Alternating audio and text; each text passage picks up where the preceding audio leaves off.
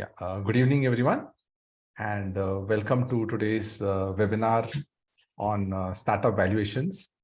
It's a very interesting topic which Sarthy has seen like knowledge mature, but at the same time, we believe that we are still at level 0 only as far as startup valuations go. Such a exciting topic. So Mr. Saroj is going to cover that. But I'll spend the next less than 5 minutes introducing Sarthy and also our speaker for the day, Mr. Saroj.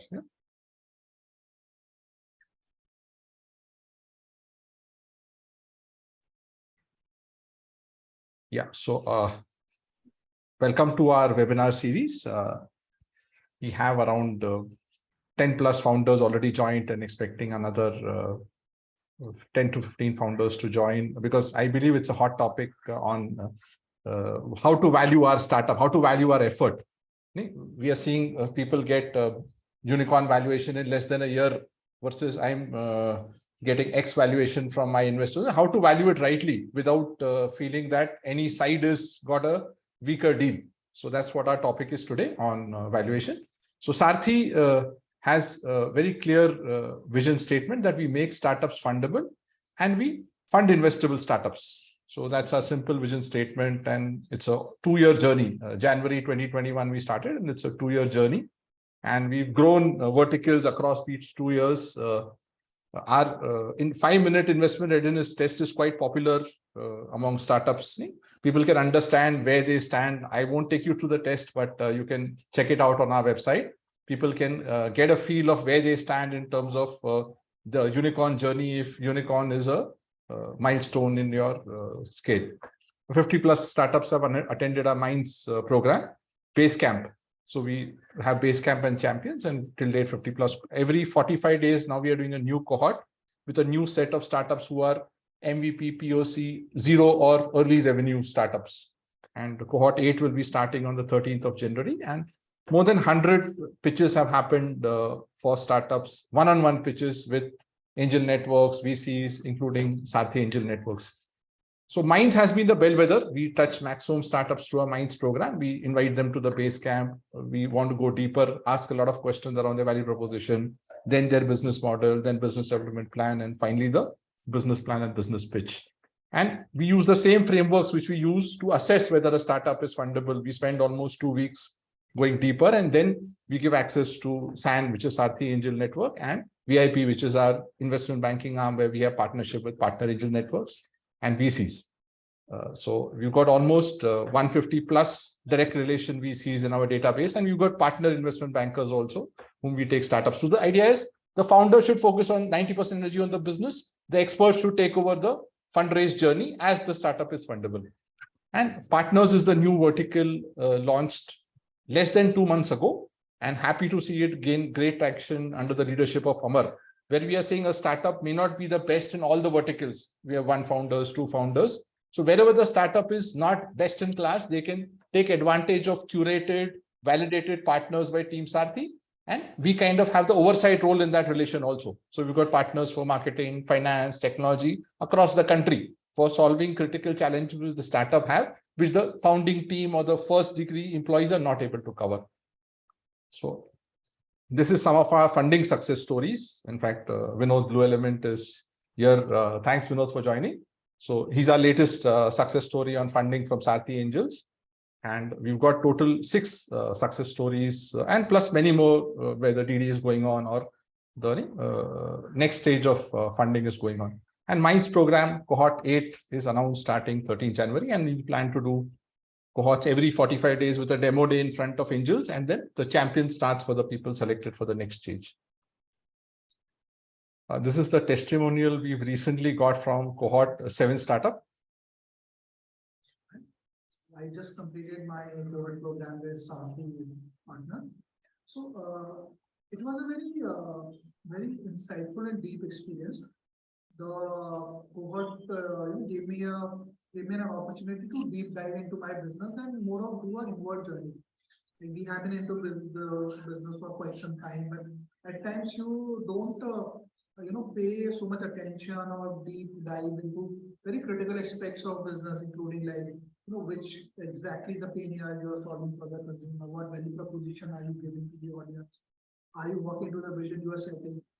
You know, the reality check versus the what's there in your head. So all these things need more deep diving. So I'm thankful to Sarthy for arranging such a such an insightful session. Faculty was amazing. So everyone was very good. So I thank you and I look forward to learning from you. So My name is Savinar. the objective is to work on the business fundamentals, improve fundability, and then give access to investors. So this significantly increases the success probability and also brings out value for the investors who are investing into a more evolved startup versus just looking at a pitch and deciding to invest. So without further ado, I'd like to introduce today's speaker, Mr. Saroj Patro. He's a CA by profession, and he's got 30 plus years of business leadership experience, both in India and outside India. He's been an active startup mentor and angel investor for almost now 5+ years. And he's done his executive program from IBBI, and he's a certified IBBI Valuator. So in fact, he proposed doing this session in a workshop kind of a mode, and we took this opportunity to kind of help startups learn the art come science of valuation. So we'll have to take that art come science bit. Yeah.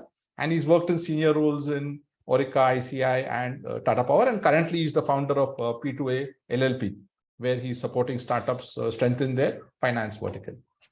So without further ado, I would like to hand over the session to Sarojji. Yeah, over to you, Saroj. We'll have the, you'll authorize me the share screen. Yeah. I think it's authorized. You can check it. It's authorized. Yeah, we can see your screen.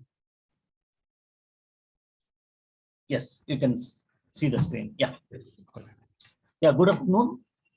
Yeah. So already Girish has introduced that while introducing, he has already mentioned not clearly what is valuation, is art or science.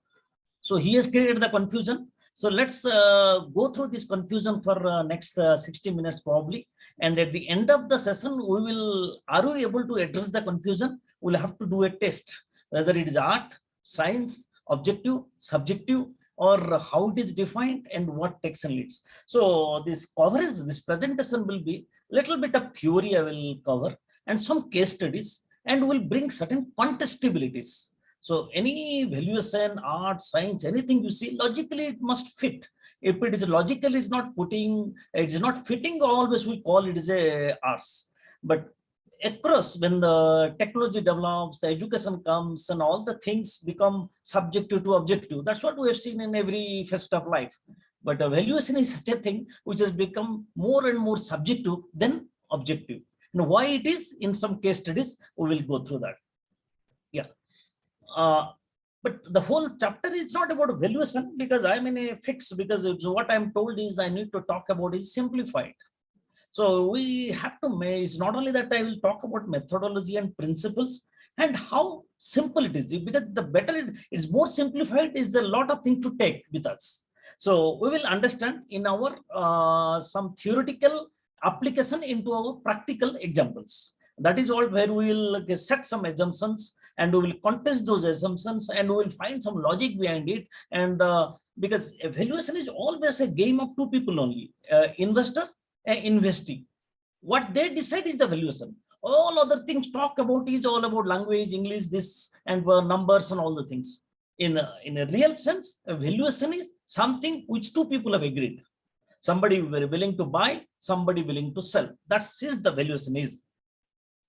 Now, just to come to what are the important three aspects will be required in a valuation. When two guys are talking, and some two parties are talking, and they want to arrive at consensus on the valuation, what are the aspects they will work on the background to arrive at consensus figure? The three things are very important to understand. What's the risk, cost, and control? I'll come from the control. See, look at this. How this control, the term itself, defines and it means differently for different aspects. You see, let's take Twitter.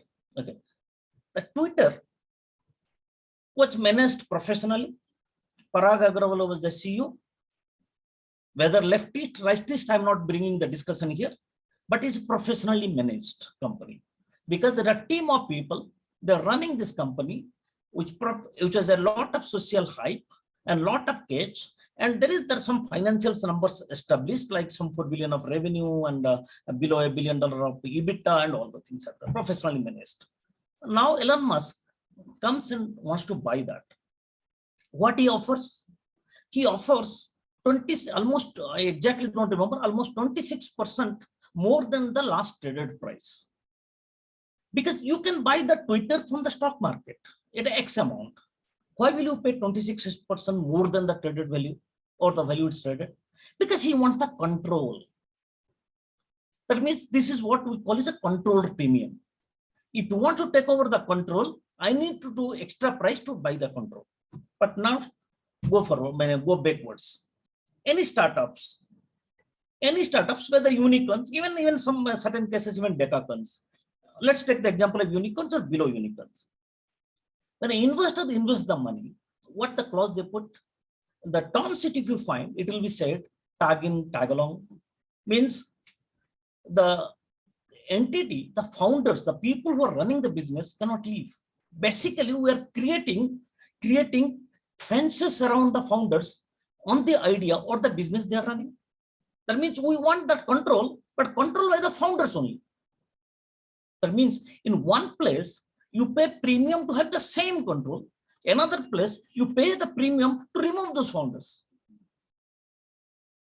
So in a valuation, so what are the control part, it becomes a very important role, what figure you arrive here. If I invest in a startup, which is 100 crore valuation, but I would have seen that quality of management, their education, their qualification, their success story, then I will say that if I invest the money, if these guys don't stay, what happens? So I will bind them with certain clauses to continue to be there. You see that the investor-investor relation changes with respect to control. I just gave an example to explain control part. Let's come to the risk. See, the risk is a defining factor why I will invest. If I don't want to take risk, why should I assess one startup? Why should I assess an idea? I'll just go government bonds, or fixed deposits, or maybe a little riskier, maybe gold, maybe, which I know the quantum of losses are up or down, what would be in a range, I can estimate. Because the very first parameter that human tendency, including the investor, have the risk-taking ability, and they want to take the risk. That is why they go to startups. When we were talking about previously in a white investments, we talked about bank investment or secondary market, stock market, or traded investments, or you go to gold or go to real estate, or all this. Now also this angel investing also is coming as a category. Those category of the investors who can have the risk appetite is more. They can take those risks. Obviously, they want to risk. They should have a higher premium. So the same idea, same startup. If I am willing to take more risk, then I should pay more premium. If I am to pay, I take less risk, then I pay less premium. So that also is a defining parameter, and that's an important parameter for defining the valuation. Cost. Why cost? Because if you run a business, then cost of operating it, your unit cost, your how you will utilize the money itself is a cost, your capital cost, your expenditure, revenue cost, operating cost, that only will tell me that if the cost is optimum level, then only I have the margin. If I have the margin only, I can get back the money. That means any investment, with respect to what I invest, I must get back, and I must get back more. Then why should I invest? So these are the three elements what will define the valuation. When I go later on in the examples, you will see that what I've explained, how it is applicable when we go to the subsequently. Now, valuation is a function of situation. Why? Because the same thing, everything same, at a different time, the same idea and same way the way we do operations will derive separate kind of valuations. The best way to explain in a simple way, let's see that my age is just assumption. I'm not that young, but I take it 30 years. And I get 50 lakh salary.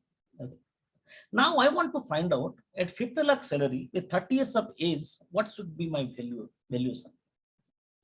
So I want to buy a house. So I go to a bank and tell him that I want to take the loan, whatever you can maximize the loan, that is where I would buy a residence.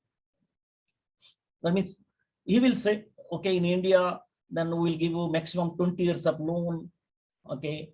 And currently the home loan rate is going to 8 to 9%, and 9% probably, let's assume that. And then I have 50 lakhs of salary, then how much EMI I can pay? Then based on the EMI and 20 years and 9% return, he may compute and tell me you can buy a house of 1.5 crore to 2 crores. Let's assume 2 crores.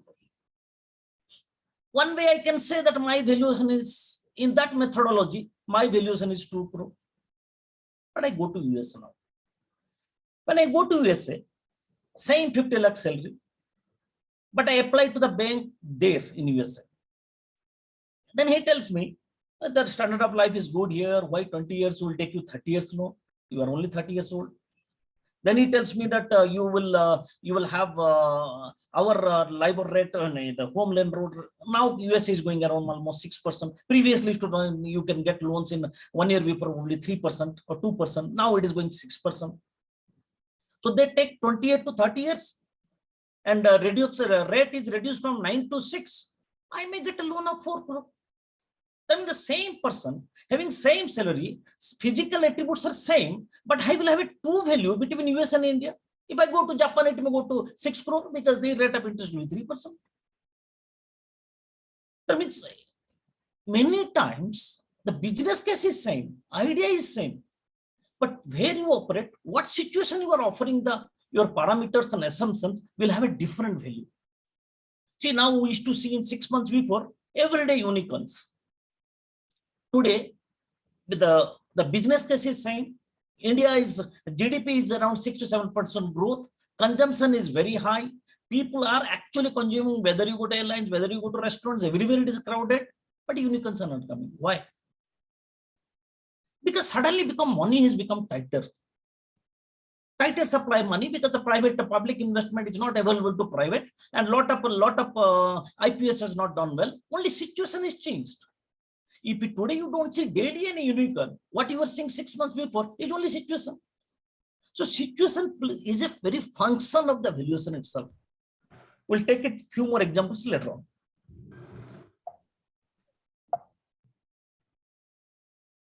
Yeah, in a valuation, what has been prescribed by the different valuation bodies, whether international or in India or wherever it is, it's accepted only 3 methods. 3 methods. One is called market approach, income approach, and cost approach. I will explain you how these 3 approaches point little.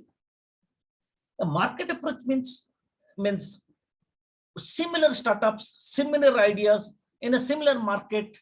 What is the valuation of those other companies? So I apply the same comparable things, apply in my idea, in my business. That is market approach. That we determine from the market. Suppose I want to value one tech service SaaS company. They have some 200 people operating maybe some 20 crore revenue. What multiples I should take? Okay, similar companies plenty available in the market, and they will be running at a 3 times a sale or 4 times a sale or 2 times sale. Then I will apply that here. Or I want to buy another company which is not a public listed, but another similar company is listed in the market, and what is the price it is traded, that I will compare and bring it here and apply the valuation.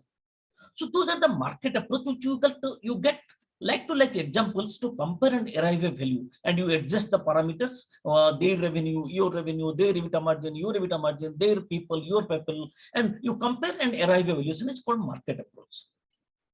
Income approach is the most scientific approach and most accepted approach, because it is also when you get approvals, regulatory approvals, it's much better to justify my income approach.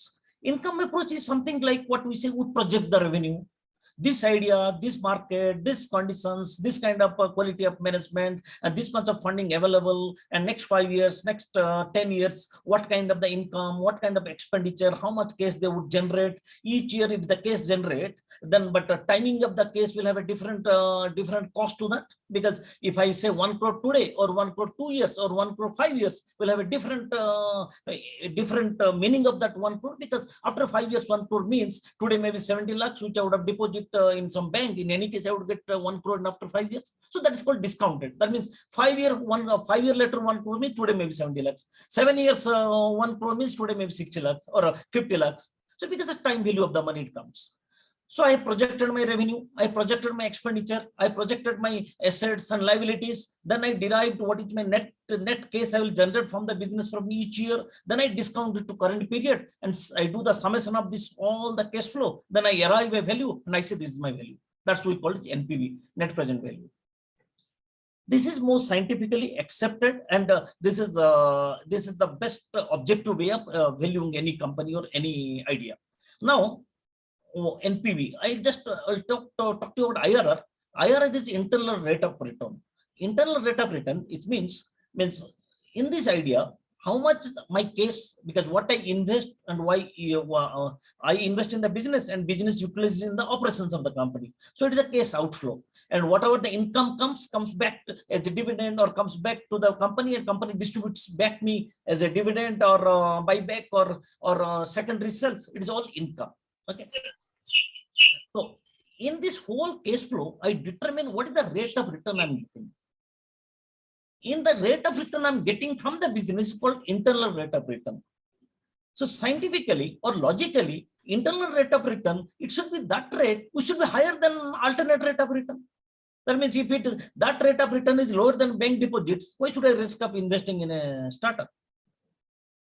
So because I want higher number of IRR, because if I take more risk, I need more return. And that we call it IRR. This business is giving how much is the return. That's called IRR. Now I will tell you something about book value. I mean, is the cost approach. Certain kind of businesses, cost approach will be most suitable and applicable. I'll tell you what businesses would be the cost approach will applicable. Let's talk about, give an example of jute industries in Bengal, or textile industries in Maharashtra or Mumbai. The business would have started as a textile, but over a period of time, the textile industry may not be, the textile business may not be giving that return, but the land where the textile mill is there would have gone to multiple crores. So obviously, if that person sells me that business, I value them in the IRR or income approach as a textile business, he will not be interested. He says that may give me some 50 crore of return. But here, if I sell the land, it may be 500 crore. I can sell to some real estate developer. It will make me 500 crore. That's the cost he will apply.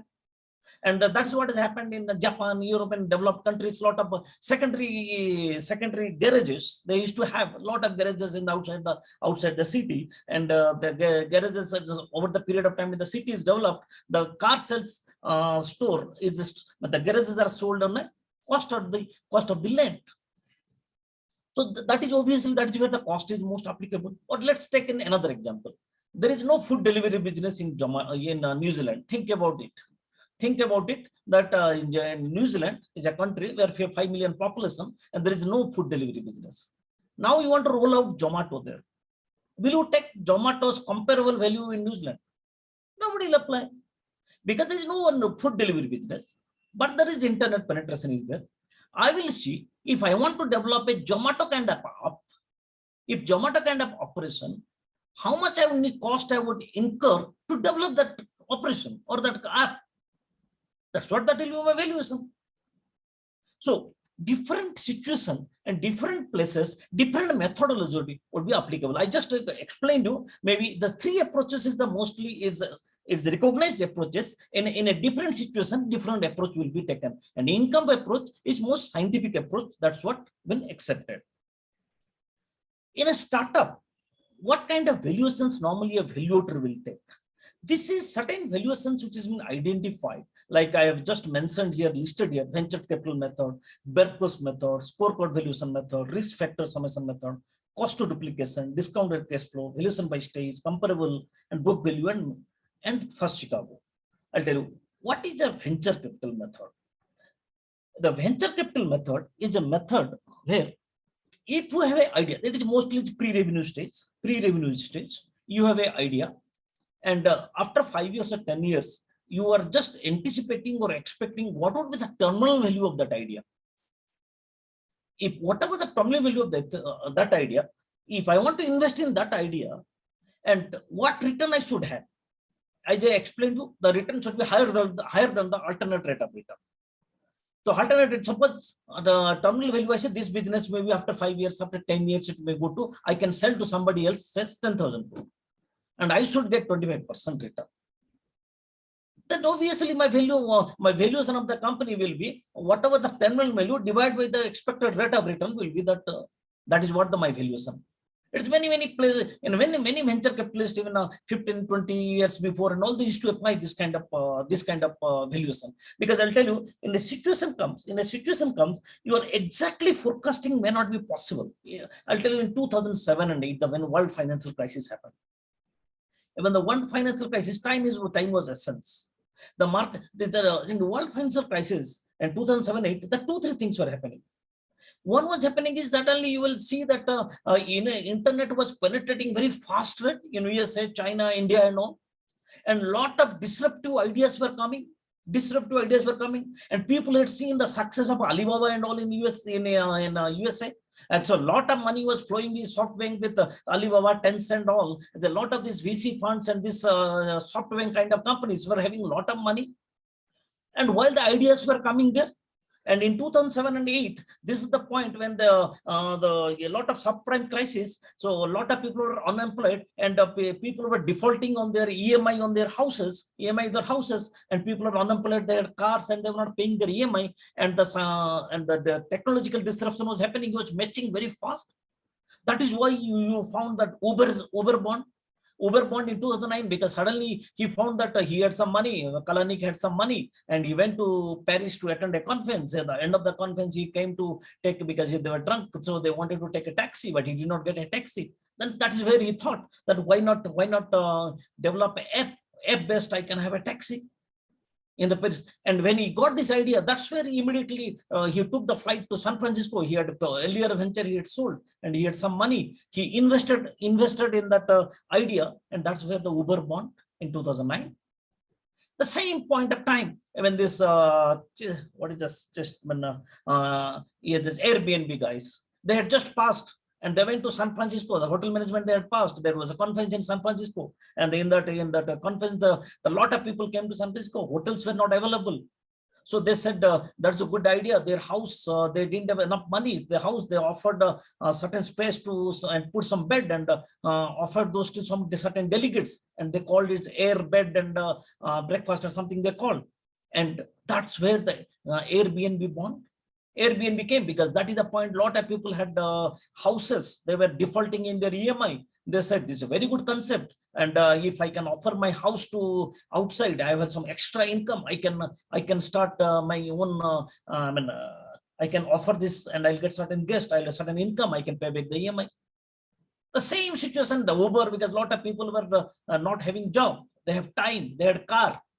So, okay, I will take certain rights, I'll have some income, I'll pay back. So there the venture capital method of valuation was most appropriate. It was fast, it is very acceptable method. That is what was coming, because the ideas were coming thick and fast. And you put a value, you accept a method, put some money, sign some agreements, and get into the business and focus on this. Then the Berkus method. Berkus method is where you develop little scientific, you bring, then competition comes. You don't have only one idea, similar ideas many people are having, and so many things can be with the GPS and all, so many ideas can be done and coming. So you said, no, let me have some choices. When choice coming, let me see little more than that. It's not only idea. What is the prototype? What is the quality of management? What is the strategic relationship? What is the go-to-market stage? And then I segregate all this part to 5-6 parts. For each part, I assign a value up to $500,000. They say in Berkus method, say that up to $500,000, you put a value, then you do summation, and that's depending on your stage of your idea or your business and all. I arrive a value, and the investors take a stake, and they get into the business. Then scorecard valuation. The scorecard valuation is, as the name sounds, you take another startup or another company, business of similar, and how much it is value. Then your business, you segregate into many times your product market fit, your quality of management, strength, relationship, go to market, you segregate into parts. Compare with that, assign some rating, 0, 1, 2, plus or minus, and you arrive a new value on that. That is called score code.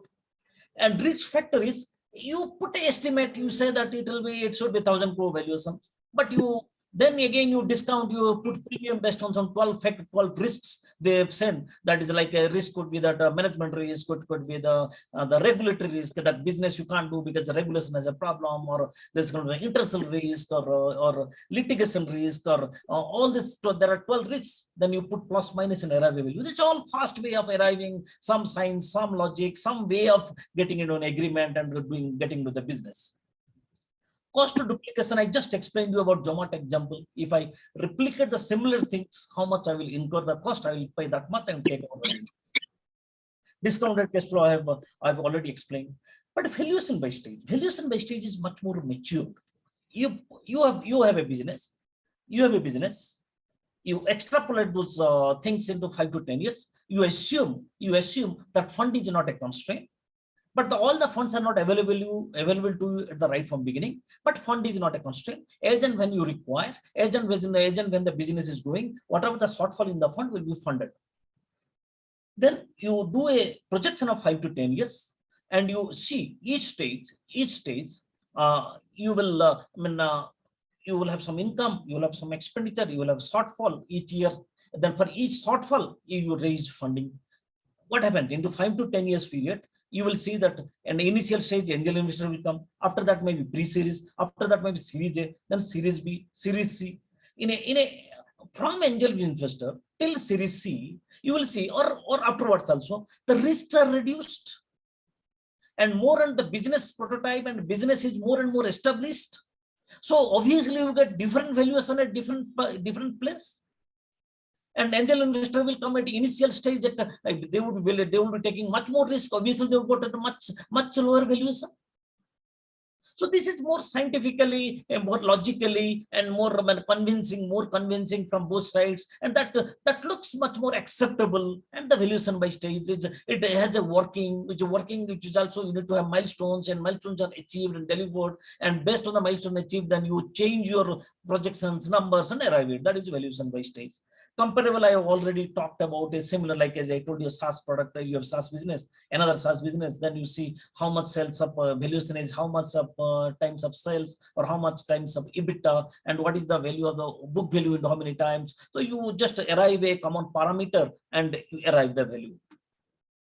And then the first Chicago method is also very accepted. You take normal scenario and you take the worst case scenario, and you case the best case scenario, and you build the scenarios and you arrive at valuation. So this I have just explained certain startup method, which is over a period of time has been very popular, and at a different geography and different point of time and different situation, different kind of methods have been applied.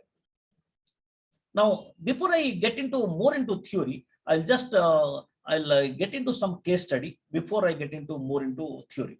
Now, see, in a typical life cycle entity, what happens? First is the startup company.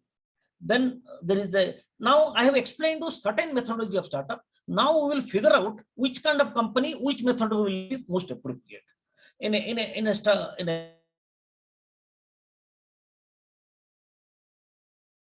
Sarojji, you've gone. I think there's a network issue. We are not able to hear you. Can you hear me now? Yeah, we can hear you now. Okay. So how much you lost me? No, just less than a second. Yeah, here this slide is fine. Yeah. Okay. So you see, in here you can yourself figure out which methodology can be most appropriate in this kind of things. A startup, see, in a startup company, in operating history may not be much, because if it's idea stage or they've not gone to the market operating loss, and comparable firms, because new idea or it's not tested, maybe very few or maybe none. And source of value is future expected growth. And in expansion, what happens? Operating history limited, comparable firms, maybe few would have come elsewhere, same geography or some other geography, and also mostly with the future growth. And high growth, you have some, obviously, you have established your business, you have demonstrated your delivery capabilities and performances and all. So you have some history and all the data is more available. In a mature business where the IPO or listed companies, you will find there very sufficient analytics and analytics are available, historical earnings are available. So for all the methodology, what you have seen in a different stage of the company, this different will be applicable and different will be most appropriate. And you can see, you can take this slide, you can take the previous one, and you can see if you're the startup idea is in expansion stage, the startup company or high growth and all, which methodology will apply. And that's what a valuer will many times will take into consideration, which methodology will appropriate depending upon the what history available, what data available, what analysis available, and what is as I told, contestability, how the assumptions can be created. Suppose I say that I have an services company, tech service company, I say growth of 50%. So nobody will believe me. Or most of the guys, whether big tech companies or medium tech companies, they would be dollar terms or something. They will be reporting around 15, 18, 20% return. How can I get 50%? If I have 50% growth, I'm assuming I have to justify why I'm 50%. Maybe that the last 3 years I'm achieving 50%. That could be a contestability. Or I am operating in some niche product, niche stages where the market is getting redetermined. People are not ready. That could be a good contestable assumption. Like when I tell you the example of Tesla, I will tell you that what has gone through when the market started assuming that. Okay. So before I go to more theory, I will spend little time on Zomato. See, Zomato, the business came. The reason I am talking about Zomato because everybody has some experience of Zomato. And a lot of people have questions saying that how can Zomato will be valued? When they valued, they were valued about 59,000 crore in the IPO when it is making a quarterly kind of 400 crore losses and loss-making company getting so much valued. And what are the parameters gone? And when somebody valued in the IPO before listing, somebody has to value that price, isn't it? 72 to 76 price, though it's 60,000 crore. Now, what assumptions he took? And that just justify. See, as a layman, I may not have private to those assumptions, but if you go to deep research, deep study, or certain data available on payment, if you've analyzed, then once we talk about the certain parameters which is considered, then yourself you have to judge whether did it make sense or not. Okay, the company formed in 2008. It's by Dipendra Goyal. Quality of management, obviously, is from IIT engineer, and is the first, second qualities. It is said there are a lot of ideas they flew to India from mostly from the Bay Area and all, and some maybe some Chinese and all. But Zomato is one of the business. The idea flew from India to overseas, and they went into acquiring many similar companies overseas. And that was basically a restaurant reservation aggregator. You could you take table reservation online through aggregator. That Zomato started this, and they started acquiring one by one across. There is a quality of management. Idea is new and also very well supported. I think some 14 crore valuation or something 14 crores invested in 2010 or 11 by this Infosys group. So it's the angel investment in the early stage also well supported. When Infosys group is supported, they had that support, and they started this business. They started growing one by one, acquiring many businesses. And by 2015, they had reached 1 billion kind of investment. But it's a different thing that subsequently they hit a roadblock. Then HSBC privately valued them down by 500 million. So they came down to 500 million. And they had issues that point of time. I'm talking about 2015-16. Then the whole business. And what I'm talking about is turnover, 2 crore, 12 crore, 40 crore is only table reservation. That was the most of the money was coming from the table reservation. But the business was growing. That is why they were valued until a kind of $1 billion until they hit the roadblock. Then, as I said, the 1 billion was in April. Then they changed the business and they acquired. I think some food delivery businesses. The story started changing very fast. It 1 billion to 500 million, then to 3 billion to 4 billion. When they jumped very fast because they had the data of the restaurants. They had already, when they went to food delivery business, it was quick for them.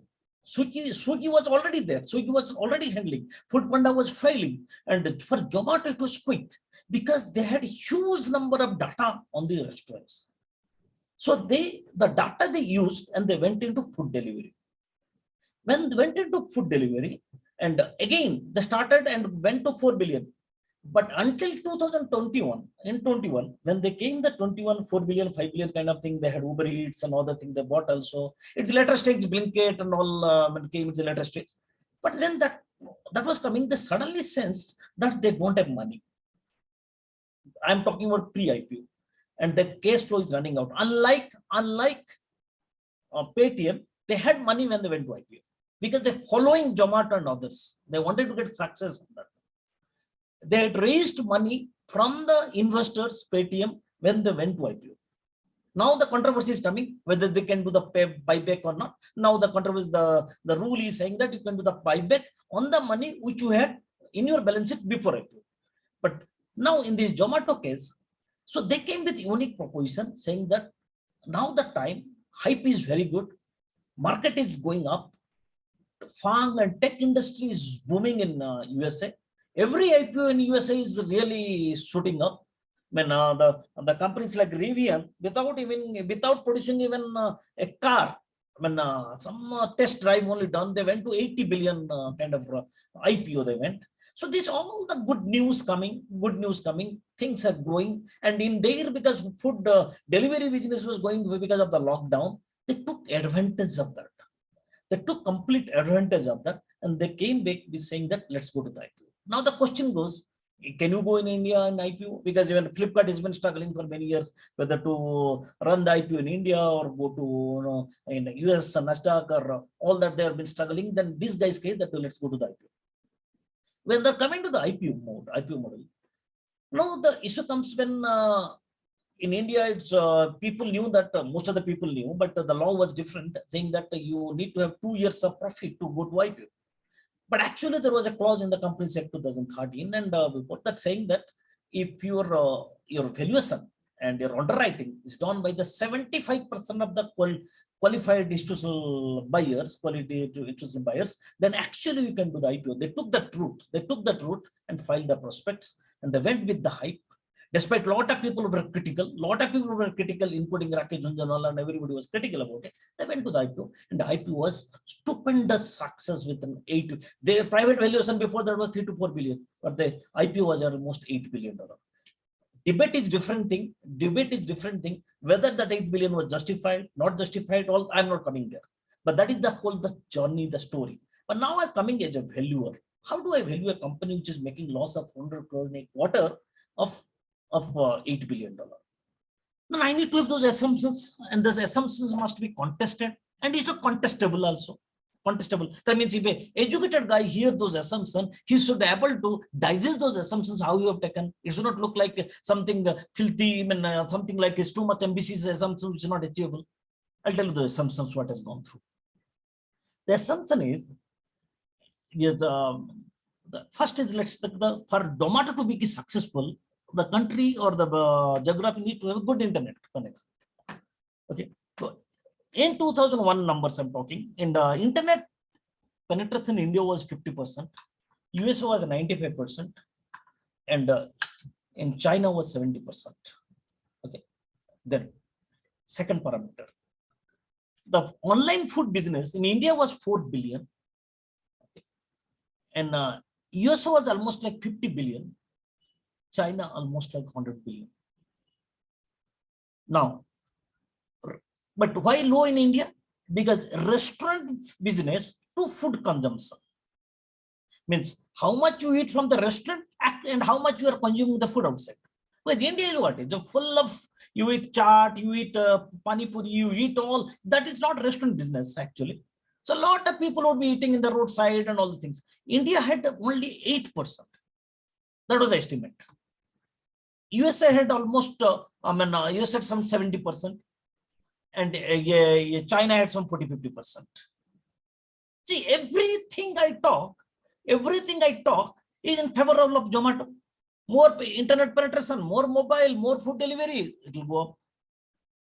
And more people have more money. They want better standard of living. The restaurant business will convert. And the restaurant business will convert. And online delivery also will increase. And also what we see, like to like comparison, India is very small in the food delivery business compared to US and China. And they are already generating almost 100 billion of revenue from the online. And even coming to this number of users and delivery, Zomato had 5 crore active users. Whereas these guys have 10 crore USA. And their population also almost what 1/4 of India. In fact, less than 1/4 of India. And China had 50 crore of online active users of the food delivery. See, so when I put those assumptions in my projections up to 5 to 10 years, it creates a contestability. I see a rosy picture. It's different thing, the hurdles it faces. The hurdles it faces is that there's a competition from Swiggy, or the restaurants are saying that I will not be willing to pay 30-35% of the my bill to you as a commission. Those hurdles they do face. But they had out some 500 cities, but they can go to 1,000 cities, tier 2, tier 3 and all. So those were the assumptions were taken into consideration to create a rosy picture, because you cannot say, I cannot say 60,000 crore is right, or 40,000 crore right, or 80,000 crore right. I have a comparable method. This is Elimi in China, DoorDash, Uber Eats in USA, and Zomato, Swiggy in India. And in any case, the things are changing. We go more and more westernized. When your consumption is going up and your per capita is going up, obviously you are more and more getting westernized, and their pattern of life, the way we go, is traveling the similar route. So based on that assumption, despite loss making, 357 scenarios were built, and there it came that this is the figure where the people are willing to take the underwrite. That means qualitative investors are ready to bet. That means 75% they would be investing. If the price doesn't hold good, they'll be losing. But they may have certain lock-in of 1 year, 2 year kind of things. And that is where the whole assumption of Zomato, or the Zomato valuation of 60,000 crore was done. So, Girish, on this, you want to run a question, or will yeah, I think good time to pause. Yeah, good time to pause and take some questions or inputs from the listeners. Yeah. Yes. Yeah, we are almost 60% into the session. So, love to have any questions or inputs. And if no questions, we can take it at the end. We can take individual startup case studies also after that. We've got almost 20 minutes plus for Q&A. Anybody? Question, sir. Sir, this is Ragesh here from scoop.com. Sir, let me come to the camera for a brief. Okay, please. Yeah. So my question is, sir, typically when see, who actually mediates between the startup founders and the investors? The reason why I'm asking this question is now you're explaining this from the best case scenario possible. Like, US have got that kind of possibility. China has got those. So India will have that kind of a possibility in next 5 years. So let me bet on it, right? This is the best case scenario for any startup founder. That investor comes and tell that, hey, I'll fund you on a best case scenario. But in practice, it's just the opposite way. They come with the worst case scenario and kind of start the negotiation, right? So how did Zomato take it up in the best possible pitch with the investors? Why not the other way around, where they say that, hey, India, of course, US has done it, China has done it, but their infrastructure is very high, but India is not there, still there. It will take time, and they could have done the other way around also, negotiation, right? But why the best case scenario for Zomato? See, first is your assumption is the best case scenario. It was not best case scenario. Because if you see the best case scenario, their valuation would not be 60,000 crore, it would be probably 3 lakh to 4 lakh crore. They would value them in par with Elimi or Muitian, or what is that, the Chinese up, that food delivery business, or DoorDash, or they will with Uber Eats. or those are the things they will value. But because they were not taken the best case scenario, they were discounted to that comparable rate. Okay. But Now, if because discounting, it has come to this kind of valuation is what you're telling. yes, that is where more than one people, 3, 4, 5, 7 people. That means quality to institutional buyers means it's not one guy. There may be 20, 30, 40, 50 guys. They put, and then you aggregate what is that common acceptable valuation comes. That's what is accepted. It is. Okay. Because the company may say, suppose in internally I value, I raised fund at 4 billion, but then I want to go to IPO, and these quality to institutional buyers say that I will value at 2 billion, then there may not be any deal also. Yeah, that's happening in the case of OYO or many such stuck Exactly. IPOs. They are not able to come to IPO because of this reason only. Yeah. Absolutely.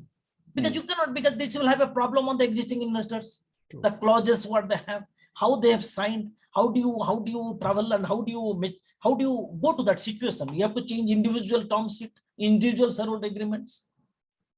It may happen that in some places the founder may lose all its shares also, because you have to pay that extra shares to all existing investors. You may not own anything also. Because even this Bansal, Sachin Bansal, and they all started with 100%, with 50-50 only. But by the time they exited Walmart came, they both had 4 to 5% only equities. Yeah. Also, one more question, sir. Here we can say, Rakesh, we'll give others a chance, and then if no more questions, then come back. Yeah. Anybody else? Yeah, go ahead. Yeah, Girish, Rahul here. Thank you for the chance. So, sir, I just had a question on in terms of valuation with respect to a hardware company, okay, and with respect to patents. So, where does the patents part, your technology part, actually So come Rahul, into value? I'll pause you here. Individual case studies we'll discuss after the full presentation. Any questions are till the presentation till date? Like Rakesh had a question around Zomato valuation. So on the presentation, any question, we'll come to individual case studies post the complete presentation. Okay, individual questions about your business. Yeah. Sure. Okay. Go ahead, Patro sir, I have a question. Go ahead. On the discounted cash flow that you have mentioned, is there a variation on the percentage of discounted cash flow vis-a-vis industries, or is it generally thing of 20, 30, 40%? What is the percentage on the discounted cash flow that we take? There are 3-4 things are taken into consideration. I'll explain you. This first is if you will agree that the rate has to be better than alternate rate. Right. Okay. Suppose say that is in the bank deposits or something, I'm getting 7 to 8%. I take 7%. Then I take what is that, because I'm investing in that sector, it may grow, it may come down. There is a beta risk element is there. Then I take that risk, maybe 5%. Then because I'm operating in the country, there may be some regulatory risk will be there. The law may bind you, law may block you, law may not allow you. Like what we find, Alibaba replication is not able to happen in Amazon and Flipkart. They are saying CCI is very active. They are saying that you cannot own, the resellers cannot be where you are having your shares. All the regulatory risks are coming. So previously it was compared with Alibaba, but now you can't compare because the like-to-like situation is not that. The regulatory risk will be added. Right. So all the risk component will be taken, will be added on the base alternate rate and will be arrived typically. But normally only this kind of idea startups, 25% people, as today in India, a lot of people take into calculation, 25% return I should have because so much risk. The risk of failure is very high. The risk of not going to second stage is very high because most of the places, it's the money is invested not on the business history. Most of all the other parts like quality of management, product, prototype, and their 1 year, 2 years, the journey, their passion, what is in stake. Because if sometimes I meet somebody, he tells me, I started this idea, I started this business because in any case I was feeling free. I had the free time, so I started this business. Will I be interested on that? Or somebody tells me, I am from IIT, I had a 1 crore job because this idea is, I'm very passionate about it. So I started this business, I declined the offer, I started this business. So which one you will bet more? Got it. But the business is same, idea is same. But how you story you are building, they are different. So good, very good. Yeah, I like it. Yeah. The risk element is a risk element accordingly will be defined. But I just to explain this is the element put together stage by stage arrives, but it is around 25%, 30% is taken. VC will expect 25% return, whereas the angel investor will not expect 25%. How many times return he will expect? 3 times, 5 times, 10 times. You would expect. I would have invested 10 startups. At least 2 startups give me return. That means if they give minimum 5 times, then only the 10 times will come back. So the risk return is the linkage is there. Right. Got it. Okay, thank you. Yeah, so you can move forward, Saroj. Yeah, and another maybe maximum 5-10 minutes of presentation, and then we'll open and discuss individual case studies of hardware startup and services. Okay, so I do see I deliberately, because of the time, I skipped that whole theoretical part is concerned, because most of the founder they would understand. I can share the presentation later stage for them to see if they want. Okay, so we can go to Q&A straight. You were saying? No. I will just 5-10 minutes. I will just talk little either WhatsApp or Tesla, how they arrived the valuation. Let's go to Tesla then. Got it. Okay. So I will tell you that what is Tesla story. See, the Tesla story, you know that it was an old company. Somebody had sold in the 2003 or 4. These guys were always, Elon Musk was always rich. So he entered into this segment of EV and things through Tesla. But the company was already existing 5-7 years before in any way. When he came with the idea that EV, but the idea of highly futuristic. He talked about very high, a huge amount of hype, huge of promises. But the only difference was everything he promised, he started delivering more than that. Everybody was talking, how can a battery function in a EV? The battery is very difficult. When will you charge? Volkswagen, Toyota, Renault, all were selling 7-8 million, having 8-10% of market share. They don't believe. GM, Ford, like many other, whether mobile or any other things. Even EV also same concept, nothing new. They didn't believe. But this fellow felt it is possible. So what was the first challenging point? How do I develop a battery? And how do I, the difficulties, I will make it is acceptable and which can be worked on that. But first, battery used to be very heavy, very big. How will you charge it? So they first in 2009, before they went to IPO, they developed Roadster, that the battery in Australia, it traveled one charge 313 miles. That was the starting point of Tesla. Then in 2010 or 11, they improved that, and that went in one charge 360 or 370 miles. I'm talking in some 10-12 years before, 10-12 years before, one charge 360 miles. If that idea with that is possible, that existed, then who were doubting, those who were questioning Elon Musk started accepting this idea. He demonstrated it. See, Elon Musk, Tesla is all about delivery only about delivery. In the journey, if I explain you, it'll all tell you about how they've delivered all through. Then in 2011, then went to IPO. IPO was $3-4 billion, exactly, I don't remember. In fact, they went to down valuers like Facebook. After the IPO, the price came down. And Flipkart also, it was not IPO, but after valuation, it went down. What Girish mentioned about, that's what you mentioned. You today face problem with the Baiju, Oyo and all. And they also had the similar problems. Today in USA, I'm told some 100 companies are there, including Rivian and so many companies on the EV sector, including existing companies. Doesn't mean that comparable method will be applicable and Tesla value will be applicable to them. Not at all. Because the delivery parameters are different. Then 2011 came. Fast forward. They kept on, I mean, even by the FANG and all other industry was growing. And by 2020, they had some 75 billion of valuation, 75 valuation now. Why? Because they had delivered some 500,000 cars.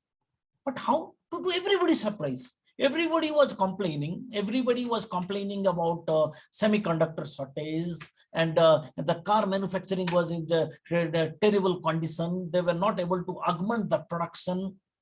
But these guys delivered 500,000.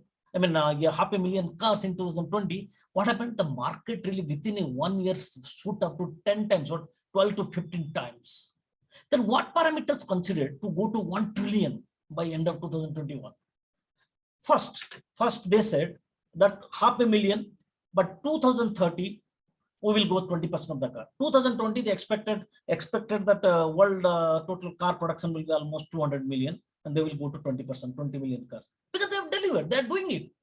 From nowhere they produced 500,000 cars, and also they took that advantage of the market. They started with how do you produce? Production is not enough, but you need to have the consumer, you need to have the market. Where it will come from? It will come Germany, it will come China, and you know whole the story about India production base. Came, went, and all the time. But they were sure. But if they go to these 3-4 important places like Europe, you go to China and all, they are there. If they are producing, they are able to produce it. And the queue and the line, the customers asking for the car, they run into millions. And profit, and when the semiconductor was a problem, they were delivering in a second record numbers, and the battery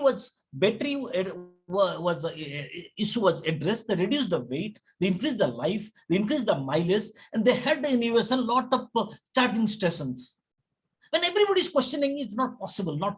And who is questioning? For the Ford, Volkswagen, GM, when all these are questioning, these vehicles are delivering. You see the deliveries, how here is not about idea. By that time, idea everybody knows. But deliveries, they were working mostly on the deliveries. And though 2021, they produced almost less than 1 million cars, and this year maybe 1.5 million or something they will produce, and the valuation also have been hit. But same day, that is why when we went to Twitter, everybody thought, but so far it's yet to test what that Elon Musk point will come there. But now, is that this the same reason they have gone so much of valuation? Because when they were valued so much of $1 trillion, and whatever their production and profit, it would have taken them 1,000 years to return back the investors' money. That $1 trillion.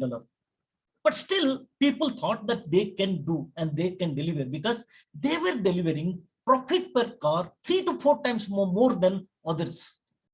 First is increased production. Second is very good review. Third is technology-wise much more advanced. And fourth is profit per car is highest in a industry work highly competitive, and you still make highest of profit per car. 3-4 times more profit and exponential growth. And the media come, and obviously this gives you a premium. It also discounts you. You go to blockchain, it goes up, blockchain falls, you come down, and you buy Twitter, your value goes up. Blockchain come and Twitter comes down. This is a hype part of leave it. But the profit per car, the technology, the delivery. So the 2 reasons I explained you, that Tesla and Zomato conventions, Zomato issue was different of valuation, because comparable basis compared to Europe, compared to USA, compared to Asian countries, and the delivery business is very democratized and is getting popular and all, and everybody is using and taking advantage of the geography and the system. Like 20 years, 30 years before Zomato is not a business. There was no internet. What business Zomato will have? 20 years before, 30 years before, what Netflix will have? And even Netflix, when they started delivering CDs only. So obviously timing is important.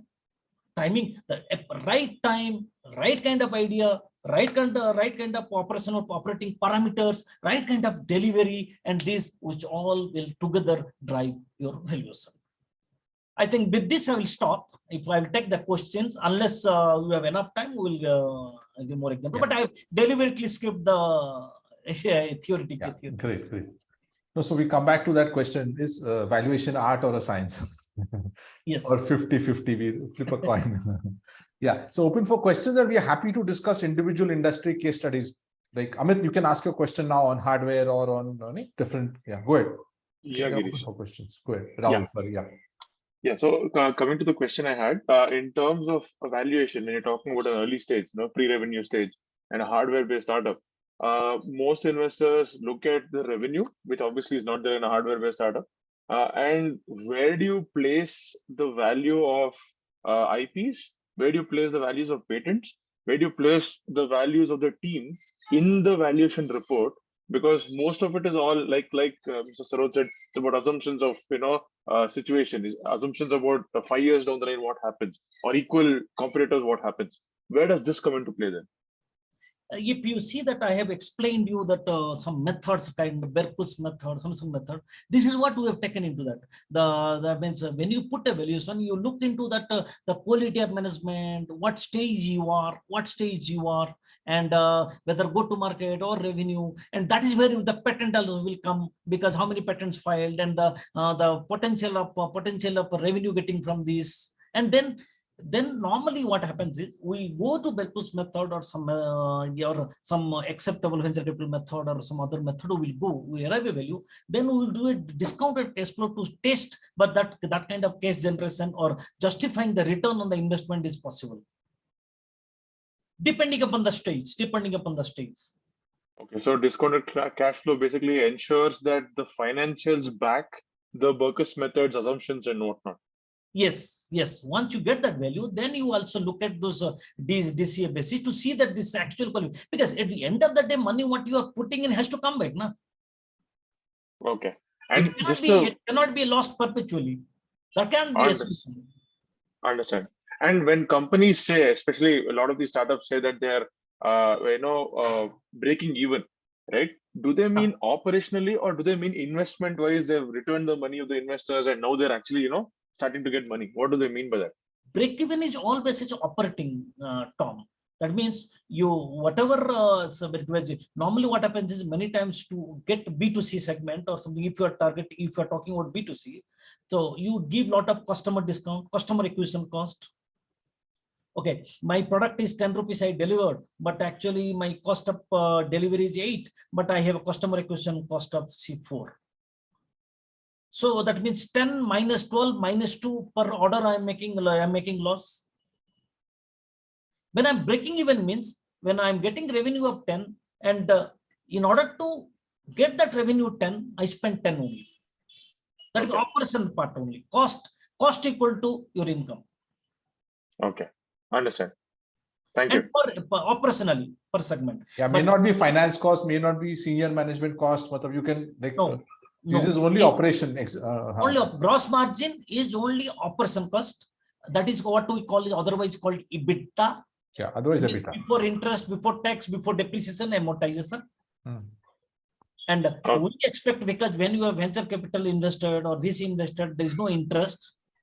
And if you are disruptive, there may not be any depreciation. And no tax. No taxes, because you are not making money. Understand. Yeah, anybody else has their industry specific question, including Ragesh, if it's your industry specific on valuation or your state specific in your startup journey.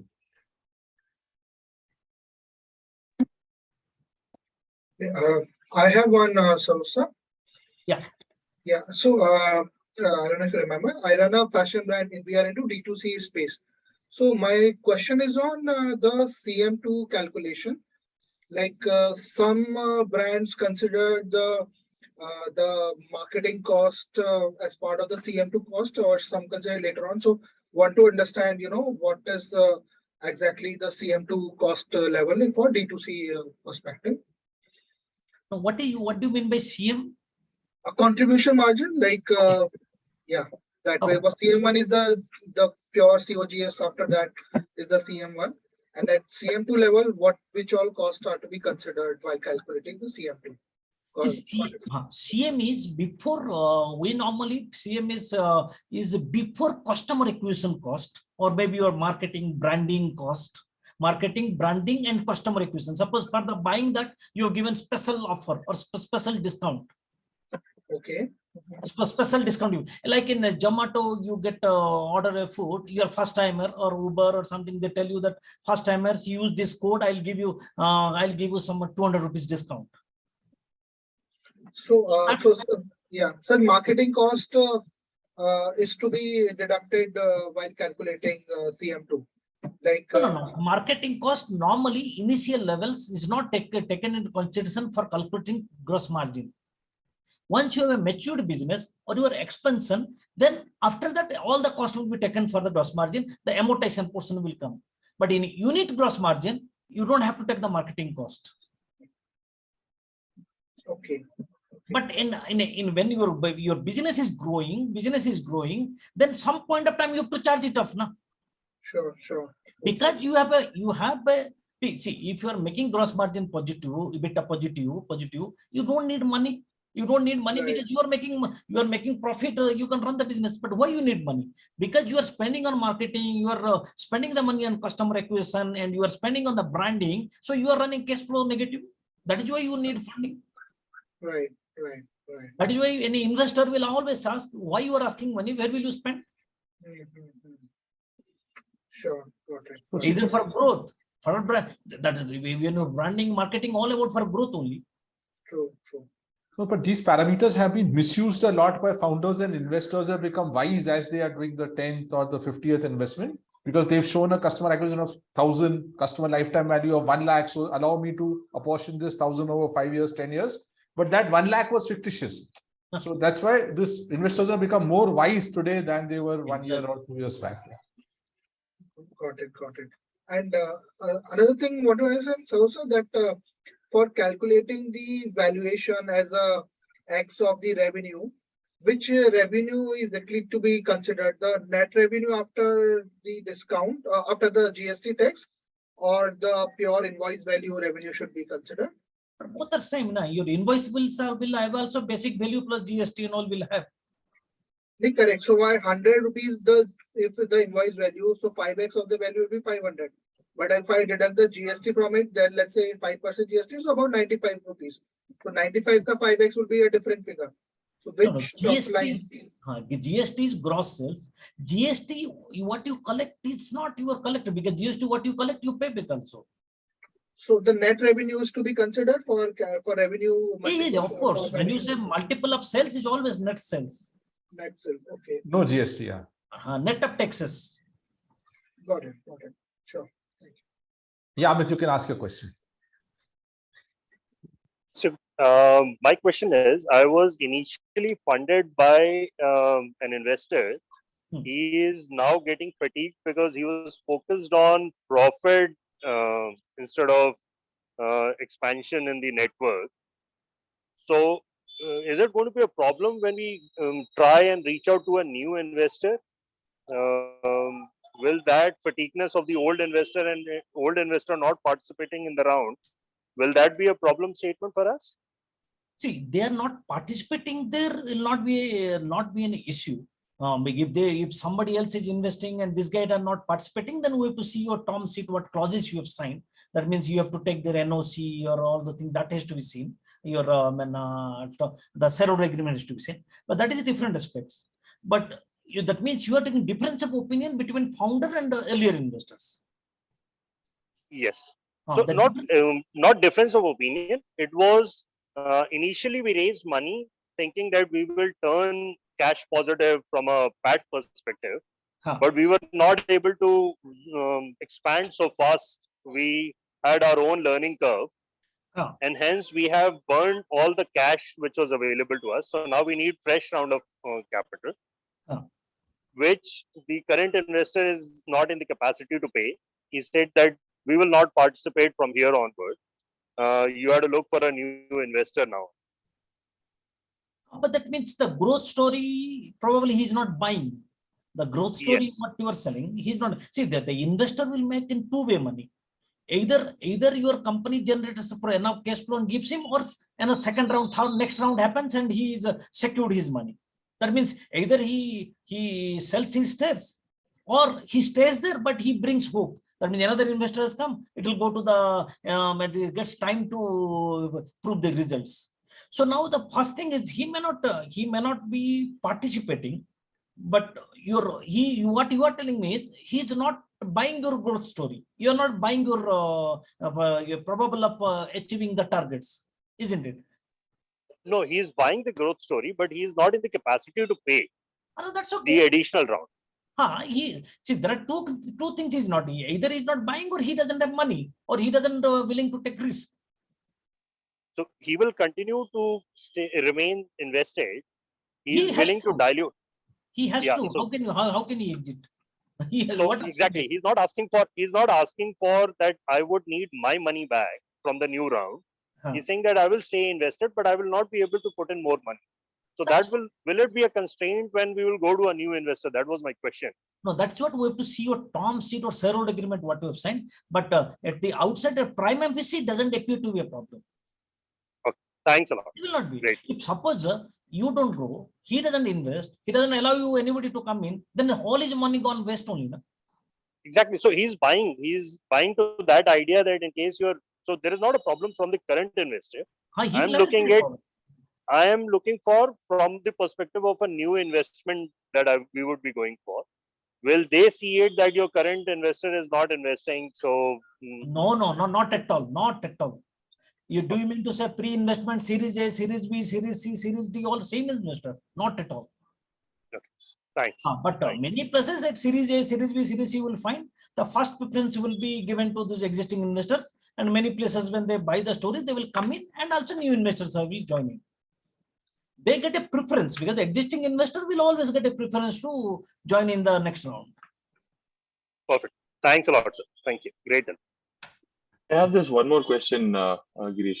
So, yeah, thank you. So this is regarding allotting. I don't know if this is relevant to this particular webinar, but this is regarding allotting a sort of share or a sort of giving back to the mentors.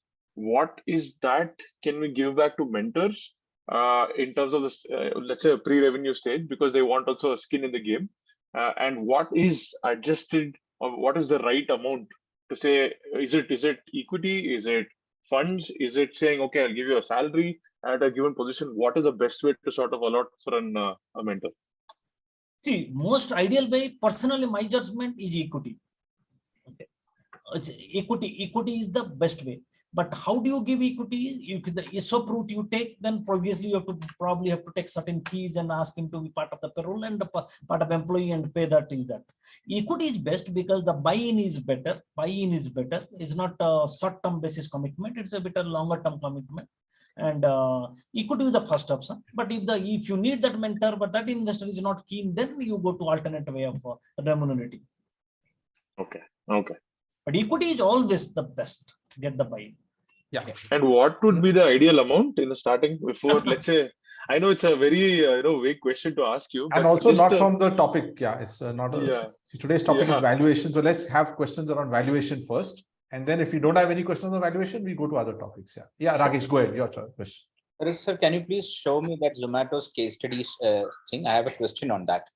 But Zomato case study, there was old numbers, but what I talked anyway, I'm sharing here. Numbers only I need. Actually, I need the old numbers only. So basically, in that, you had mentioned that 6.5 million they raised in 2008 or 9, right? 2010. Okay, and 2012 they were valued at their turnover was only 2 crores. Was 2 crores. Probably at that time 2 crores was a good money. Okay. And 6.5 million in 2010, and the turnover has just hit only 2 crores in 2012. Okay. So if Zomato was to happen today, what would be the scenario? Why 6.5 million at that point of time? Wonderful question, Rakesh. Very nice. But as I told you, timing is the very key issue here. Because I told you a story about 2008, 9, lot of startups in Silicon Valley and elsewhere were coming, like Uber, Airbnb, so many things were coming. Alibaba was doing wonders in China. And SoftBank and all these guys are making a lot of money. Okay. So those are the time when some idea is in India, and this idea was catching up, and they were able to grow, and they are able to, from the idea, generate revenue. They started showing revenue out of it. And there were a lot of data is there, data in their app, like the restaurant information, table information, customer information, all those things they were getting. And those period of time, those information was scarce. That is why you find online advertisement up, Facebook, Google went up. Now there are a lot of platforms, lot of places you get information. Okay. But even that time, sir, Zomato was there. They had the information of the restaurant business, right? At the same time, we also had the other one, the Yellow Pages, digital version of Yellow Pages. I don't remember the name. Yeah, Just Dial and all were there. So Just Dial also was there, and they also had a huge information. But they brought, because the disruptive thing which was playing an important role. Oh, okay. That's Yellow Page was, your Just Dial was already in IPO. Already in IPO at that time, is it? So it was, see, that way I can give you hundreds of examples where the IPO listed company and also this startups is a huge valuation difference. There will be hundreds of companies out there. Okay, so no problem. Now, next question is in the same thing itself. By 2012-13, they had jumped from 2 crores to 12 crores and then to 40 crores. Yes. So was it triggered by the same business model, or was it diversification which helped them to No, go? Zomato was the same business model. They were acquiring 2-3 companies. They were expanding to different countries. They had a lot of business. They were going from Indonesia. From first company was what company? What is the country? Is Turkey and all that. They had a lot of acquisition they were doing. But when acquisition happens, it's more of the expense, no, sir. So are they showing the revenue of those companies are there? No, they were not getting that. Those acquisitions were mostly about the data, the information. Because a similar start, they felt if across the countries we buy similar ideas, startups in our fold, then we will become very large. Then our valuation will shoot up. Because of that, they started in US also acquiring. They said that we will be the only company worldwide to have similar business where the market leader, our valuation will shoot up like anything. Like the similar to Airbnb. Why Airbnb? Every country can have similar to Airbnb, na? I agree. Airbnb valuation is coming world across business. I agree, sir. So why I'm asking this question is, I can see in 2011-12, they had 2 crores, and 13-14, which is just 2 years from then, it is 20 times. Yeah, that is what people, the investors, they saw the value in the business because the rate the customers, when the restaurants were coming and joining in the aggregator platform, and the way they started earning money, people saw the value. It will grow up hugely in the next 3 to 4 years. That's what the investor would see that. See, the 2 crore would be from 2 cities, 3 cities. They would have expanded to 20 cities. So exactly. Yeah. 20 cities, maybe 500 pin codes. I'll tell you one small example. 2007 as a Flipkart. Okay, they started in July or August, September 2007, and until 2009 they were really struggling. Whereas there was huge success in Amazon and huge success in Alibaba. Until the Tiger Capital or something, the guys invested $1 million. They were struggling until 12. The no model was not working. They were not able to increase. Then they realized only thing changed Flipkart online business India is cash on delivery. The moment they brought cash on delivery, the business shoot up to 500 million to $1 billion. Because that time in Amazon, Flipkart, Alibaba and all, they didn't have cash on delivery system. Flipkart was the first company to distribute cash on delivery. Thank you. Yeah, any last questions from anyone? We are just about 4 minutes away. Yeah.